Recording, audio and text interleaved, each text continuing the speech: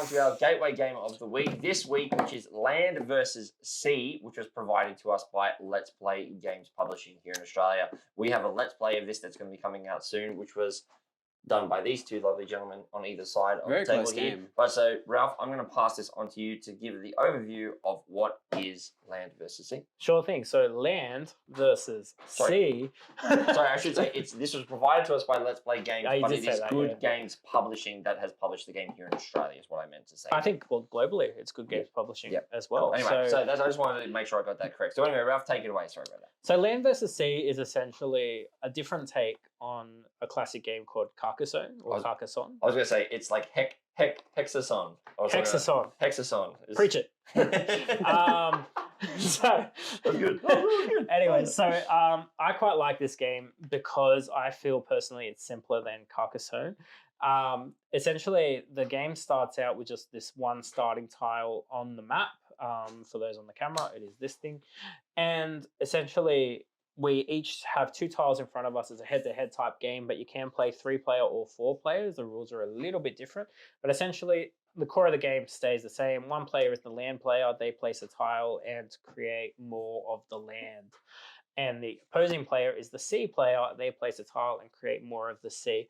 There's a few funny rules there, but essentially when a land mass is created or a sea is closed off, the other player will bank points, or that player will bank points. And essentially it's most points wins. You get bigger points the more tiles you connect. There's a lot of cool scoring variations. This game can become very in-depth. There's certain... The art is beautiful, and there's certain pictures on the board like caravans or sea monsters and things like that, and they have special powers or in terms of scoring.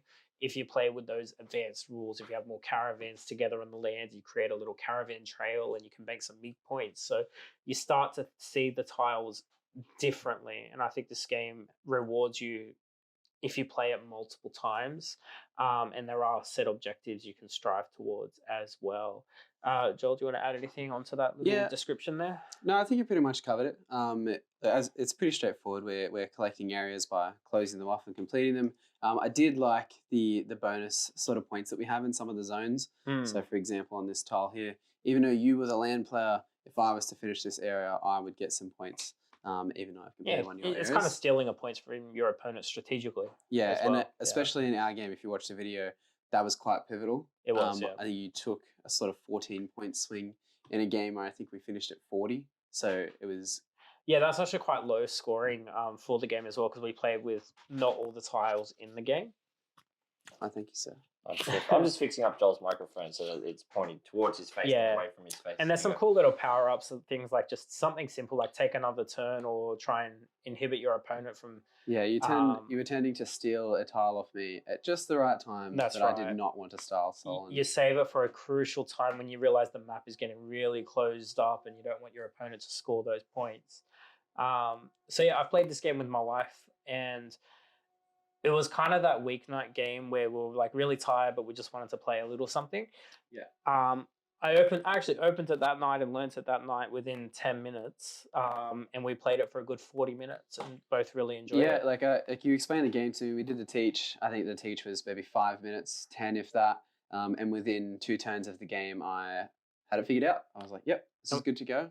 It takes the best part of Carcassonne, which is building the cities, and just says, we're just going to make a game all around that. So if you've ever seen photos of this game, it literally is just the best part of Carcassonne when you play that game is literally going, oh, I've got a city. Oh, I can keep making this city huge. Yeah. Even though you know making a massive city is not good strategically, it just feels good to keep building that city. If you can close it off, it's good. It's one of the best dopamine hits in the early gateway games, I think. If you have played Carcassonne before, I'd probably say the main differences are one, there's no worker placements in this one. So this one does have like, you know in Carcassonne how there's a thing where you place the meeple on the map and eventually take them off? Yeah. This has a similar mechanic to it.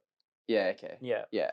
But the other main thing is that you can play this game as a team-based 2 versus 2, but it primarily is a 1 versus 1. Yeah, in my opinion, it's 1v1. Yeah, in my opinion as well, having seen it, and look, I wasn't part of the Let's Play, and I haven't played the game yet, but I watched you guys play it from the producing role, and basically that's what I got from this game. I'm like, this is a 1 versus 1 game.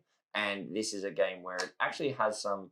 Look, I had some tight decisions to make. yeah, like I said, here in the game, you have different like ways of being able to play. You can actually play this game at 3 players. It does have Yes. the ability. It does have options for that. However, I would be saying that realistically, this game kind of fits think that niche. I think it's designed to be played at 2, Yeah. but you could make it work at 3. But I think enjoyment-wise, 2 is definitely better. Yeah, it's got a tit for tat. Like you take a turn, I take a turn. It's very quick in Yeah. that sense. I like kind of playing open-handed games with kids, especially. Yeah. And this is the type of game where you can openly talk about your move, unless you're playing competitively. But if you're playing with kids, you kind of want to encourage them along. You could say, you can sort of hint them, if you put this tile here, it's going to bank you so many points, and you can help them out. And the child won't necessarily realize, I only did that because you recommended it, but it makes them feel good about themselves when they place a tile down and bank that. I like what you did with our Let's Play as well, which is that if you want to play a little bit of a shorter game, just take some of the tiles out. Yeah, I don't know if that's an official thing, but No, but like I know it's not an official thing, but you can. This you is why can. this is game is Yeah. just like, hey, if you want to play a game with your kids, be like, I don't want to play anything too long. Just say, hey, we can play this, but then take some of the thing out. Now, the good thing about the tiles as well is the tiles are double-sided, so you have Yes. 2 options for every one of these Plenty of tiles. You can go, options. actually, I'd like to play this tile, but actually I like that side better, right? So that means as well that even though you're taking tiles out of the game board, you're not really limiting your options. You're still getting a lot of tiles to pick from here and play. And how cool is it at the moment when you get to place the whirlpool or volcano tile, right? I saw the opportunity to place it. And I spent the next 3 turns I'm just want to get this tile down. It sucks that you don't So bank those satisfying. points straight away. Like you still have to figure out a way to score that, but I think it's really cool. It felt good at the time. I think it negatively affected me. Yes, it did, 'cause I think you I got the stole those. 5 Yes, bonus points. And I I got did. 1 point for that tile. It was great. But that was a good learning moment for me, though. That was nice. If you want to see a Let's Play of this game and see what we're talking about and how it plays, the game between these 2 gentlemen will be posted on our YouTube channel, which is www.youtube.com/@BG Gateway. Make sure you click the like and subscribe button down below. Also ring that bell for the notification so you can be notified when we upload any videos in the future, such as podcasts or Let's Plays, which we're going to be looking to do a few more of. Anyway, Definitely. before we move on to our discussion topic, gentlemen, I do need to ask, does this get the Gateway Game seal of approval? How do we feel about it? I need to just get your final thoughts on this. I think so. Yeah. It's easy to learn. Quick setup, quick teardown, quick teach. Visually, very, very easy for all ages. There is land and there is sea. There is not much else that you need to be looking for. Mhm. A couple of little symbols with bonus X's and things like that. The scoring is simple. The kids can see how it's going along the way. And even if you're just new to games in general, this would be very easy for you to pick up. Yeah, I can see myself definitely playing with kids and just the simple rules that we play.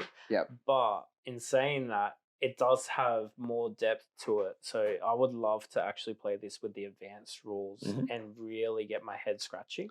Because I could see, you can already visually see the strategy behind it, right? Yeah. It feels like a game that I would start off with and then grow with as I get more and more in depth and I learn how to understand games better. Yeah, like I doubt you'll ever get to the point where you can count the tiles and be like, well, only 16 caravan. Like I would never get to that There are point. some people that probably would. But There would be. There I'm are not people one of out those there that people. can do those things, and they Yeah. generally win the game all the time. Absolutely.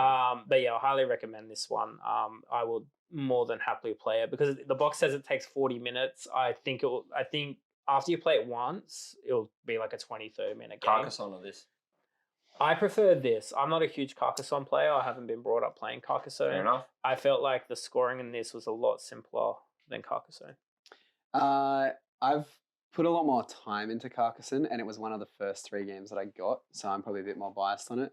It's all right. I like Carcassonne, but I haven't given this enough time to say that it's Alright. taken it over. All right. Let's just say, okay, for any CGP greyouts there, hexagons are the bestagons. Okay, so Yeah. yeah, Once you go Hexagons hex, are you nice. never get hexes are back better up. than squares, maybe not. But look, if you want to play it by yourself, make sure that you go and check out Good Games Publishing. They have it for offer at the moment. Yeah. And yeah, go And check we'll it be out. raffling this one off at our game day as well. Yeah, Sydney's Ooh. Family Game Day coming up. Ooh, A brand new copy, not Right. not Yeah, this. not this copy. Yeah, it'll be so still be we sealed. were going to This raffle one this will be off at quite our worn out by then. We Yes, were going to yes. raffle this off at our last game day, however, it arrived one day after it. So Well, now look, it is in our Good library, timing. so It's now in the it library. will be there, and we can teach it to you Absolutely. within 10 minutes as well. absolutely. So not only will we be able to teach you that game, you may have a chance to win a copy of for yourself. Anyway.